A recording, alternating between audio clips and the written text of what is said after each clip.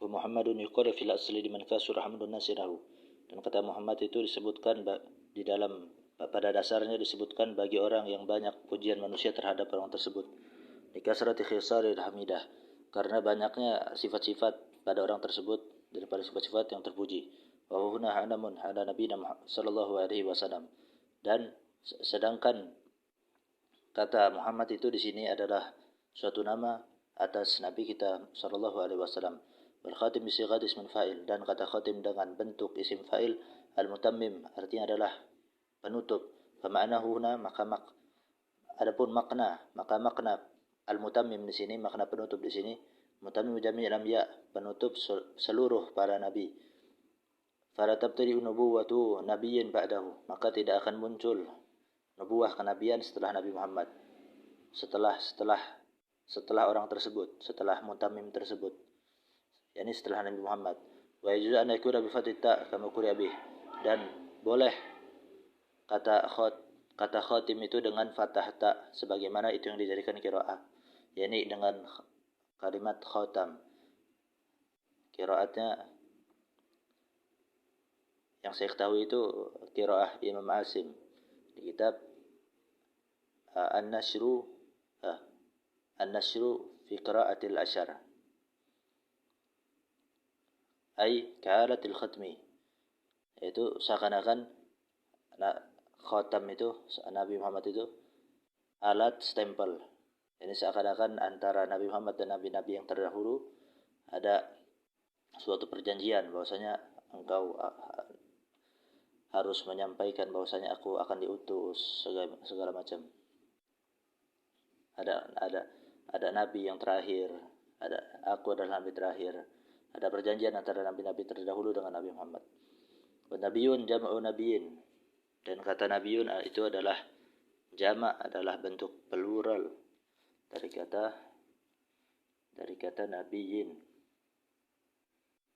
Bahwa nabi itu adalah insanun hurrun, seorang manusia, orang merdeka, bukan budak, zakarun laki-laki, bukan perempuan, salimun an munafirin tabaan wa andana'atil abi wa khana ummin, dan selamat dari perkara yang bisa membuat orang lari secara tabiat dan dari kehinaan seorang ayah dan khianat seorang ibu. Adapun munafirin tabaan dan ati abin khana ummin akan dijelaskan di bawah. Uhiya ilaihi bi syar'in wa lam yu'mar bi tablighi.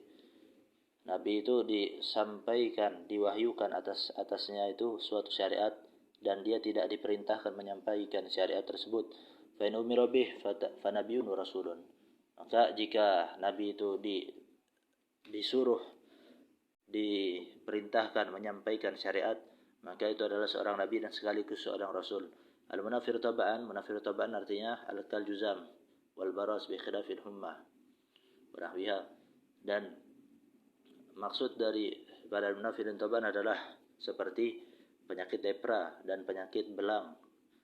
Berbeda, enggak apa-apa kalau seorang nabi terkena al-humma, terkena penyakit demam, wanahwiha, dan semacamnya. Ya, ini bukan penyakit yang membuat orang kabur dari seorang nabi tersebut. Wadanatul abi, dan kehinaan seorang ayah. Apa maksudnya? Khissatuh, kehinaan seorang ayah, kekauni hajjaman atau zabbalan. Seperti ayahnya seorang nabi itu menjadi seorang hajjaman, seorang tukang bekam, wa zabbalan, dan tukang sampah, wa khanar ummi fuhshuha wa zinaha, dan kehinaan seorang ibu. Ini nabi enggak boleh ada ibunya ini kekhianatan seorang ibu, artinya fuhshuha wa zinaha, kejinya seorang ibu tersebut, wa zinaha, dan zinanya seorang ibu nabi tersebut, itu enggak boleh. Wal makna, dan makna secara keseluruhan dari kalimat sallallahu ala sayyidina Muhammadin khatamin nabiyyin atau khataman nabiyyin, itu makna secara keseluruhannya. Rahimallahu sayyidina Muhammadan khataman nabiyyin atau khataman nabiyyin rahmatan makrunatan bit ta'zimi wa hiyyahu. Semoga Allah merahmati Nabi Muhammad yang sebagai khatam atau sebagai khatim para nabi, rahmatan makrunatan, dengan rahmat yang dibarengi bita'zim, dengan pengagungan, wahayyahu, dan semoga Allah memberikan penghormatan kepada Nabi Muhammad. Maka Imam Rafi'i dan makna, dan berkata Imam Rafi'i bahwasanya makna makna secara keseluruhan. Azamallahu Muhammadan fid dunya bi adami zikrih. Semoga Allah mengagungkan Nabi Muhammad di dunia dengan mengagungkan penyebutan Nabi Muhammad, wa idamati syar'ih, dan dengan melanggengkan syariat Nabi Muhammad. Fil akhirah bi tasfi'ih fi ummati, dan dalam akhirat itu dengan bentuk Allah mengagungkan Nabi Muhammad itu dengan memberikan Nabi Muhammad wewenang, bisa memberikan syafaat kepada Nabi Muhammad. Nabi Muhammad bisa memberikan wewenang syafaat kepada Nabi Muhammad dalam mensyafaatikan umatnya. Wa jazaa masubih, dan melipat gandakan balasan bagi Nabi Muhammad, masubatih, wa ibda'i fadlihi lil awwalin wal akhirin, dan Allah menampakkan keutamaan Nabi Muhammad bagi orang-orang yang terdahulu dan orang-orang terkini, yakni bagi makhluk-makhluk terdahulu dan makhluk-makhluk yang terkini, yakni pada seluruh makhluk, bil maqamil mahmud, dengan adanya derajat yang terpuji, wa taqdimi ala kafatil mu'minin, dan Allah mendahulukan Nabi Muhammad atas seluruh orang-orang mukmin. Qala, dan berkata Imam Rafi'i, wa hadhihi umurun an'ama Allah biha alaih, dan ini adalah kenikmatan-kenikmatan yang Allah berikan kepada Nabi Muhammad. Arti aslinya, dan ini adalah perkara-perkara yang Allah memberikan kenikmatan dengan perkara tersebut atas Nabi Muhammad.